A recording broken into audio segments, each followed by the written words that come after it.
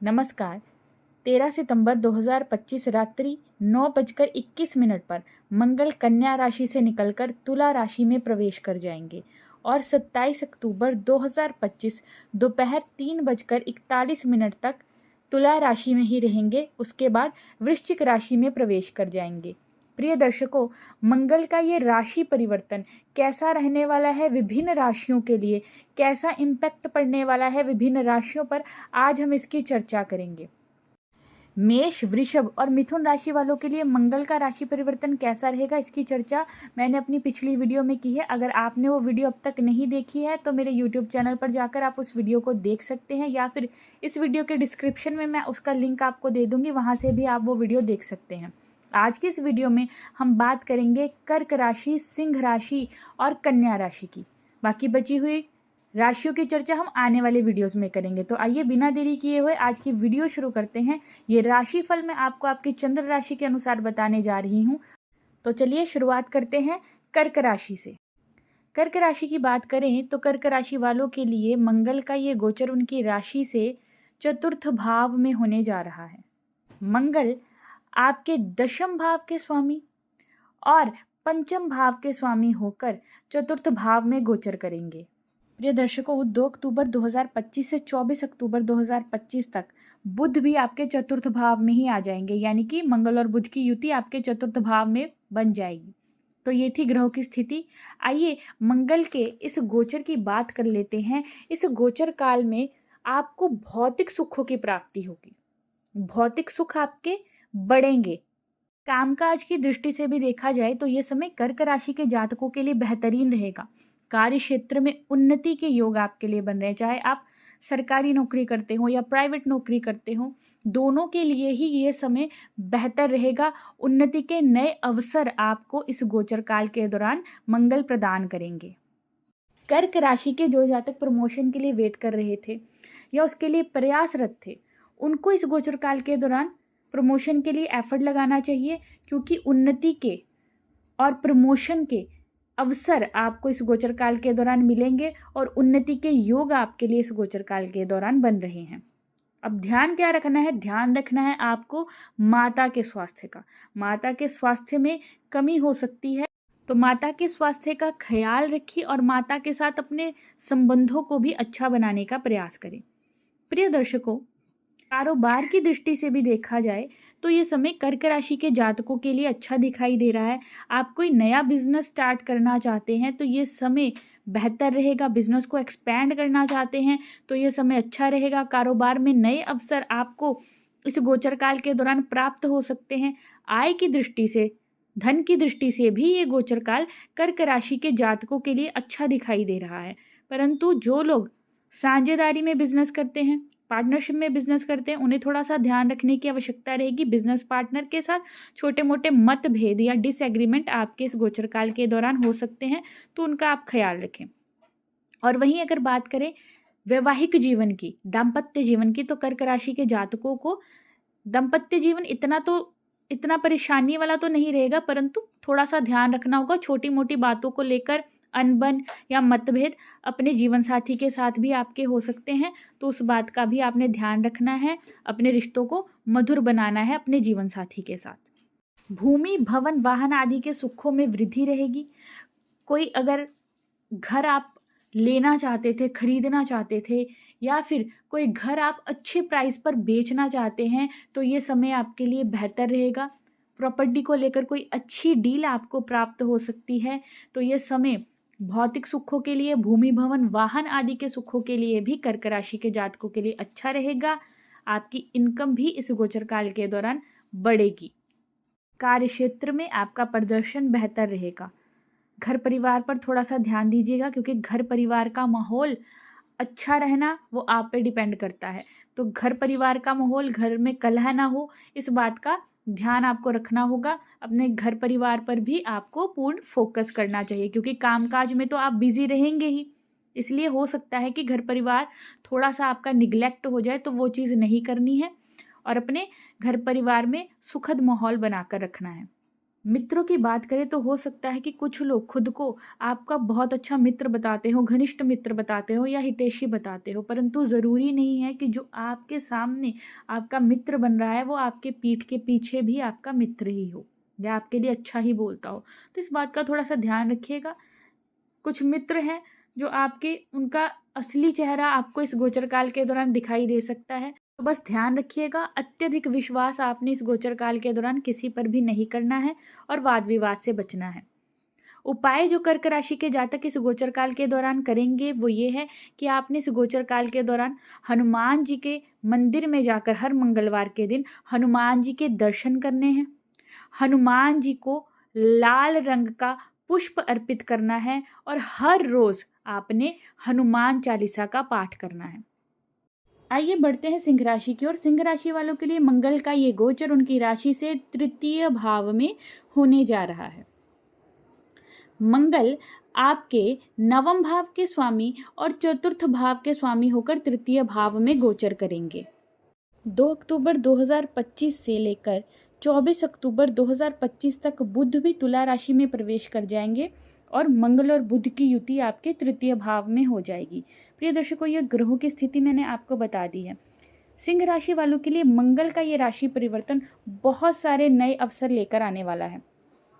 उन्नति के अवसर आपको इस गोचर काल के दौरान प्राप्त होंगे, चाहे आप प्राइवेट जॉब कर रहे हों, गवर्नमेंट सेक्टर से जुड़े हों, दोनों के लिए ही ये जो समय रहेगा ये बेहतर रहेगा। कार्य क्षेत्र में आपका प्रदर्शन अच्छा रहेगा, पराक्रम में आपके वृद्धि रहेगी, साहस में आपकी वृद्धि रहने वाली है। इस गोचर काल के दौरान आपके अंदर करेज बढ़ेगा, तो आप अपनी चीज़ों को और बेहतर ढंग से करने के लिए पूर्ण प्रयास करने वाले हैं। इस गोचर काल के दौरान जितना पराक्रम आप करेंगे, भाग्य भी आपको उतना ही सपोर्ट करने लग जाएगा।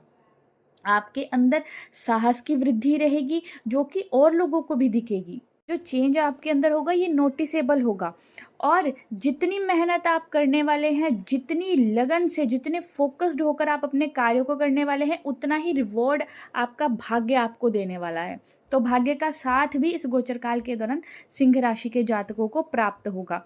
नौकरी पेशा है तो भी ये गोचर काल आपके लिए बढ़िया है। कारोबार करते हैं तो भी ये गोचर काल आपके लिए नई अपॉर्चुनिटीज़ लेकर आने वाला रहेगा, जो कि आपको आगे जाके बढ़ोतरी देंगी। अपने छोटे भाई बहनों के साथ अपने रिश्तों को अगर आप अच्छा करते हैं, इम्प्रूव करते हैं, तो ये गोचर काल आपके लिए और लाभकारी रहेगा और आपके छोटे भाई बहनों को भी उन्नति करवाने वाला रहेगा। ध्यान रखना है इस बात का कि इस गोचर काल के दौरान एक तो आपने किसी भी वाद विवाद में नहीं पड़ना है। हालांकि शत्रु आपसे हारेंगे ही, आपसे पराजित ही रहेंगे, परंतु आपने फिर भी कोई वाद विवाद नहीं करना है। और दूसरा ये चीज़ बहुत इम्पॉर्टेंट है कि आपने इस समय के दौरान किसी को भी कर्ज देने से या उधार पैसे देने से बचना है, क्योंकि ज़्यादा चांसेस ये रहेंगे कि लोग आपसे उधार पैसे ले लें और जब उधार चुकाना है तब उनका रवैया कुछ और हो जाए। तो इस बात का आपको ध्यान रखना होगा। छोटी दूरी की यात्राएं भी इस गोचर काल में आपके लिए अच्छी रहेंगी। अगर आप बिजनेस से रिलेटेड कोई छोटी दूरी की यात्रा करते हैं या अपनी फैमिली के साथ कोई छोटी दूरी की यात्रा करते हैं तो वो आपके लिए ठीक रहने वाली है। पिता का सम्मान कीजिए। पिता के आशीर्वाद से आप जो भी कार्य करेंगे या पिता की सलाह लेकर आप कोई भी कार्य करते हैं, कोई भी डिसीजन लेते हैं इस गोचर काल में, वो आपके लिए लाभकारी सिद्ध होगा। स्पोर्ट्स फील्ड से जो लोग जुड़े हुए हैं, खिलाड़ी जो लोग हैं सिंह राशि के, उनके लिए भी ये गोचर काल बेहद अच्छा रहने वाला है, तरक्की दिलाने वाला है, उन्नति दिलाने वाला है। प्रोग्रेस आपको इस गोचर काल के दौरान देखने को मिलेगी। आर्थिक दृष्टिकोण से भी देखा जाए तो सिंह राशि के जातकों के लिए मंगल का ये गोचर बेहद अच्छा रहेगा। आय के साधनों में आपकी वृद्धि होगी, लाभ के योग भी आपके लिए बन रहे हैं। उपाय जो सिंह राशि के जातकों ने इस गोचर काल के दौरान करना है वो ये है कि आपने इस गोचर काल के दौरान हर मंगलवार के दिन हनुमान जी के मंदिर में जाकर उनके दर्शन करने हैं और हनुमान जी के मंदिर में ही बैठकर आपने हनुमान चालीसा का 3 बार पाठ करना है। बढ़ेंगे कन्या राशि की ओर। कन्या राशि वालों के लिए मंगल का ये गोचर उनकी राशि से द्वितीय भाव में होने जा रहा है। मंगल आपके तृतीय भाव के स्वामी और अष्टम भाव के स्वामी होकर द्वितीय भाव में गोचर करने जा रहे हैं। 2 अक्टूबर 2025 से लेकर 24 अक्टूबर 2025 तक बुध भी तुला राशि में ही रहेंगे और मंगल और बुध की युति आपके द्वितीय भाव में हो जाएगी। ये तो ग्रहों की स्थिति थी जो मैंने आपको बता दी है। प्रिय दर्शकों, मंगल के इस गोचर काल में संतान संबंधी आपकी परेशानियां कम होने वाली हैं। संतान से रिलेटेड कोई परेशानी आपको थी, संतान संबंधी कोई चिंता अब तक आपको थी, तो वो चिंता में राहत आपको इस गोचर काल के दौरान दिखने वाली है। कन्या राशि के जातकों का भाग्य भी इस गोचर काल के दौरान उनका साथ देगा।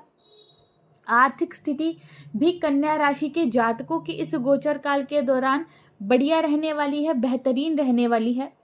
जितनी आप मेहनत करेंगे भाग्य का उतना ही साथ आपको प्राप्त होगा। घर के बड़े बुजुर्गों का भी आशीर्वाद इस गोचर काल के दौरान आपको प्राप्त हो सकता है। ध्यान रखना है इस बात का कि आपने अपनी वाणी पर कंट्रोल रखना है। आपको इस गोचर काल के दौरान अपनी वाणी पर कंट्रोल रखना होगा, क्योंकि आप अपनी तरफ से सत्य बोलेंगे, परंतु सत्य हमेशा सबको पसंद नहीं आता है और सत्य मीठा भी नहीं होता है। तो इस वजह से आपके घर परिवार के कुछ लोग आपसे नाराज़ हो सकते हैं, आपकी वाणी में कठोरता आ सकती है। तो इस बात का आपको ध्यान रखना होगा कि वाणी पर नियंत्रण आपको रखना होगा। अन्यथा जैसे मैंने आपको बताया कि संतान संबंधी कोई परेशानी थी तो उसमें तो आपको राहत मिलेगी, परंतु अपने घर परिवार के जनों के साथ आपके रिश्ते खराब हो सकते हैं वाणी के चलते। संतान के साथ आपके रिश्तों में कड़वाहट आ सकती है वाणी के चलते। तो इस बात का ध्यान आपको रखना होगा। वाणी पर कंट्रोल रखना है, घर में भी और बाहर भी। कार्य क्षेत्र में भी कोशिश कीजिए कि अपनी वाणी को मधुर रखें और कठोर शब्दों का इस्तेमाल आप ना करें तो बेहतर रहेगा। अचानक धन लाभ के योग भी कन्या राशि के जातकों के लिए इस गोचर काल के दौरान बन रहे हैं। अकस्मात धन लाभ आपको हो सकता है, परंतु किसी भी गलत कार्य द्वारा आपने धन प्राप्ति नहीं करनी है। किसी भी गलत कार्य में लिप्त नहीं रहना है, अनैतिक कार्य नहीं करना है। इस बात का ध्यान आपको रखना होगा, अन्यथा आप परेशानी में पड़ सकते हैं। शेयर मार्केट में अगर आप इन्वेस्ट करते हैं तो उसके लिए ये सही रहेगा। बाकी जुआ, सट्टा, लॉटरी वगैरह आदि कार्यों से आपने दूर रहना है और कोई भी अनैतिक कार्य नहीं करना है। प्रिय दर्शकों, इस गोचर काल के दौरान वाहन आदि चलाते समय सावधानी बरतने की आपको आवश्यकता रहेगी। बाकी आर्थिक दृष्टिकोण से देखा जाए तो ये गोचर काल कन्या राशि के जातकों के लिए ठीक दिखाई दे रहा है। आर्थिक स्थिति आपकी मजबूत रहेगी। पिता का सम्मान करें। माता पिता की सलाह लेकर कोई भी कार्य इस गोचर काल के दौरान अगर आप करते हैं, कोई भी इम्पोर्टेंट डिसीजन अगर आपने लेना है उसमें अपने माता पिता की सलाह लेते हैं, तो वो आपके लिए वो डिसीजन बढ़िया साबित होगा, प्रॉफिटेबल रहेगा। वाणी पर ध्यान रखना है, खान पान का अपना ध्यान रखना है। किसी भी गलत संगत में आकर अपने खान पान की आदतें नहीं बिगाड़नी है, इस बात का आपको ख्याल रखना होगा, अन्यथा आपके स्वास्थ्य पर बुरा असर रहेगा। पहले से ही अगर आपको स्वास्थ्य संबंधी कोई परेशानी है तो अपनी हेल्थ का विशेष ख्याल आपने इस गोचर काल के दौरान रखना है। हो सके तो योग और मेडिटेशन इस गोचर काल के दौरान आपको करनी चाहिए, जिससे कि आपकी फिजिकल और मेंटल हेल्थ दोनों बढ़िया रहेगी। कार्य क्षेत्र में भी कन्या राशि के जातकों का प्रदर्शन अच्छा रहेगा। नौकरी पेशा, कारोबारी दोनों के लिए ही ये गोचर काल बढ़िया रहेगा। भाग्य का साथ आपको प्राप्त होगा और उन्नति आपको इस गोचर काल के दौरान प्राप्त होगी। कन्या राशि के स्टूडेंट्स के लिए भी ये समय बेहतरीन रहने वाला है। फोकस्ड होकर पढ़ाई करेंगे तो आपकी मेहनत के अनुरूप आपको शुभ फल प्राप्त हो सकते हैं। आईटी सेक्टर के जो स्टूडेंट्स हैं या फिर इंजीनियरिंग फील्ड के जो स्टूडेंट्स हैं उनके लिए भी ये गोचर काल बेहतरीन रहने वाला है। स्पोर्ट्स से जुड़े हुए हैं तो भी ये गोचर काल आपको उन्नति दिलाने वाला रहेगा। उपाय जो कन्या राशि के जातकों ने इस गोचर काल के दौरान करना है वो ये है कि आपने इस गोचर काल के दौरान हर रोज़ हनुमान चालीसा का पाठ करना है और मंगलवार के दिन हनुमान जी के मंदिर में जाकर उनके दर्शन करने हैं और उन्हें लाल रंग का पुष्प अर्पित करना है।